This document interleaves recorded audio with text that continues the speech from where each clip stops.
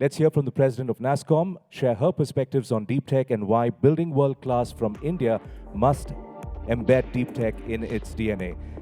To kickstart the 18th edition of NASSCOM Product Conclave, we have with us this morning Ms. Debjani Ghosh talking to us on building world-class from India, the DeepTech imperative.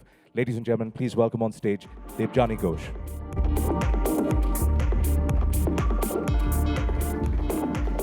Thank you, Justin. And it's wonderful to see all of you. Good morning. My first in-person conference after I don't know how many years, and it is just absolutely so fabulous. I don't know how we did without this for so many years. And Ram, not only thank you to all the volunteers who've been part of this amazing conference, in putting this amazing conference up, but I have to start by thanking Ram for being just one of the biggest champions of this entire ecosystem, the product ecosystem and the deep tech ecosystem. So thank you, Ram. So a little louder, please. Thank you. All of you had your coffee in the morning. That's more like it. Thank you so much. So I'm going to talk about specifically, Ram set the context for the ecosystem, the software product ecosystem, what we in NASSCOM have been doing. I'm going to dive a little bit deeper into the deep tech part of it. And I'm going to pose a few questions. I really don't have a lot of solutions here, but I think as the community that is driving this ecosystem in India, this is the right time for us to pause and ask ourselves a few hard questions in terms of, is it enough and are we doing enough? Right. So where do I have to click? Just click. Okay, perfect. So, as Ram put it, I think there is no doubt today that the entire, if you want world class from India, it cannot happen without world-class innovation from India. And if you want world-class innovation from India, it cannot happen without world-class deep tech ecosystem in India. And I think that is the crux of what I'm going to talk about. So today when we look at the deep tech ecosystem in India, we feel really good that there are 3,000 deep tech startups. They're across pretty much all the emerging technologies. 2.7 billion raised in 2021. It's a 53% growth year over year, and we've been celebrating these numbers and feeling really good about it. And also is, this is not working. Also, let's not forget the impact of this ecosystem on software products. Today, I believe that software product ecosystem is roughly around 30% powered by deep tech. And the numbers say that by 2030, it'll get to around 60%. I actually believe that for India to build a really sustainable and world-class software product ecosystem, that number has to be higher. We have to create our products. We have to create our IP. And that is going to be extremely important for building that strong thought leadership across the world. Now, the question I have is, given the importance of this ecosystem, the deep tech ecosystem, is it really enough? I mean, are we in a place where we can sit back and say, fantastic, we are doing a fantastic job, we are happy with things, and this is going to power us through? I believe that that's not the case. If you just peel the onion, start peeling the layers and getting into it, roughly around 12% of the total startup ecosystem in India are deep tech. Yes, it's growing at around 50% CAGR, but it's an incredibly small base. And I think we have to think about that as we think about the projections. Only around 11%, and we rounded it up to get to 11%, but around less than 11% of the total startup funding in India is going to deep tech. And this is where I would like us as a community to pause and really ask, is that enough? And if not, why is this happening? 11% of our total startup funding is going to deep tech. Think about that for a minute. And then we started peeling the layer further. We started thinking about who are the real inventive deep tech startup ecosystems, defined by has IP, and at least around 15 to 20% of their talent base is truly deep tech talent. And we combed through all the entire deep tech startup ecosystem to find these inventive startups. And while I've said around 500, it's actually 485 startups that actually qualify as inventive deep tech startups with IP and with at least 15 to 20% of their talent that are high skilled or deep skilled in emerging technology. So once again, I will pause and pose the same question to all of you. Is this enough? For me, this is scary. This is definitely scary. Because if we are talking about world-class innovation, we are talking about world-class software product ecosystem, we cannot afford to ignore the core which is going to fuel, which is going to power the growth of world-class innovation in India, the truly inventive deep tech ecosystem. And I think as a community, we have to start thinking about what else has to happen.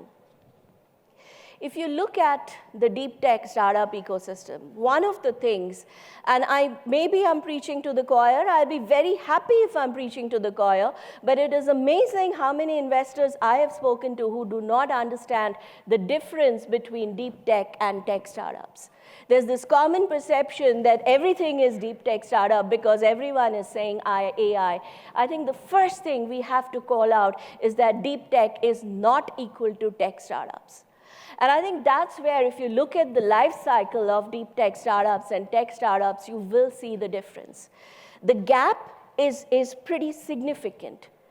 And I think that's what we have to understand. For example, if you look at funding, most of our deep tech startups need majority of the funding early stage. You look at the numbers here, around 46% of the seed funding is early stage, versus for tech startups, it's 22%. Huge difference.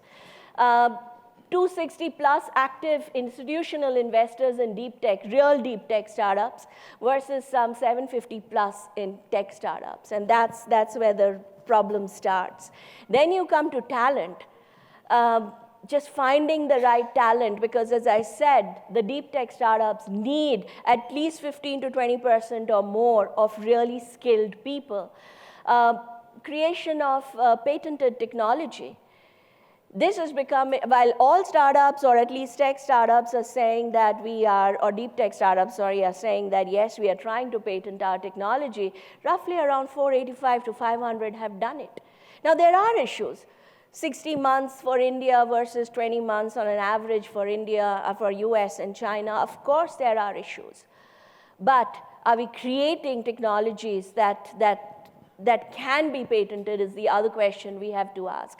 Academia and enterprise partnerships. This is also extremely important for deep tech startups. A lot of your research, a lot of your ideas, etc., will come from strong academic partnerships, as we've seen in US, we've seen in China. In India, that is unfortunately, I won't say it's not there, but it is minuscule. It's majorly lacking. And this is something we have to think through again. Why is this a problem? And last but not the least, regulation. The regulation impact on deep tech startups, the truly inventive deep tech startups, is immense. Later today, we are going to launch a report on Web3, and I would strongly urge all of you to be there for that session, because it's a fantastic report that talks about the Web3 usage potential in India, usage cases in India, and what's happening in that nascent Web3 ecosystem. Out of the 400 plus Web3 startups in India, 60% are either moved out or planning to move out, and primarily driven by regulation.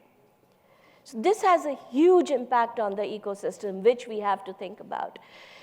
If you listen to the startups, if you listen to those 500 odd, truly, what I call the real deep tech startups, this is what they will tell you. The challenges that they face, talent, regulation. It's interesting that when we ask them, what is the one thing that you really want changed? Their answer was, we need investors who understand deep tech. And if they understand deep tech, then their ability to provide patient funding is going to be tremendously important. And I think this is something we as India have to figure out. Now, while NASSCOM and the deep tech community is doing a fantastic job of mentoring the deep tech startups, I do believe, Ram, that there is tremendous opportunity to start mentoring investors, to start mentoring government, because we have to change this. We absolutely have to change the ecosystem. And I think this is the time I would say, can we pause and just rethink our aspirations? You know, we had the 3,000 deep tech startups. Somewhere we've said that we'll be 7,000 by end of this decade, and we all feel very good about it. I don't. I absolutely don't. India is a huge country. For us to have global leadership, true global leadership when it comes to innovation, 7,000 deep tech startups, which is going to be at the front end of India's innovation charter, race to leadership, is not enough. Absolutely not enough. And I think this is where I would challenge the entire community, because it does take a village to grow a child. It cannot happen alone. I would challenge to say, can we reimagine our aspirations? It is the decade. It is when we see technology becoming all pervasive. We see India standing up to say, I'm going to lead the thinking on the decade. Can't do it without our deep tech ecosystem. So is this a time to reimagine our ecosystem and say that, let's aim for something bigger. Let's aim for 10,000 deep tech, inventive deep tech startups by end of 2030. You know, this, by the way, is the 10th year of NASSCOM 10K. And I'm reasonably happy with what we have achieved, given that when we started the initiative, there were hardly 300 overall startups in India. I mean, today, I think we've really catalyzed that ecosystem. I think as India, as NASSCOM, this has to be the next big mission. We have to make deep tech in India count. And we cannot make it count by having a handful of startups doing their thing and all of us saying, yes, we are good with that. So this really, really has to change in my mind. And for us as NASSCOM, I think as we think about what the next 10 years will stand for, or once we can make this work, what the next 10 years will stand for NASSCOM, for the ecosystem, this has to be focused on deep tech. It really, if there's one thing we have to get right, I think this is it. We have to figure out how to make India a real hub for deep tech innovation. And ladies and gentlemen, we cannot do that without a real and scalable deep tech ecosystem, startup ecosystem. I love this quote where it says that, you know, there are decades when nothing happens and there are weeks where decades happen. I think the last 2 years of the pandemic gave us a flavor of that. 2 years that pretty much changed all our lives. Can we ensure that the next few years brings about that kind of exponential change for the deep tech ecosystem? Once again, I don't have a lot of solutions here, but you are the experts. I am posing the questions to you. I'm posing the challenge to you all. And I would love to hear from all of you to figure out how can we as India get together to really build this ecosystem. Thank you and have a fantastic conference.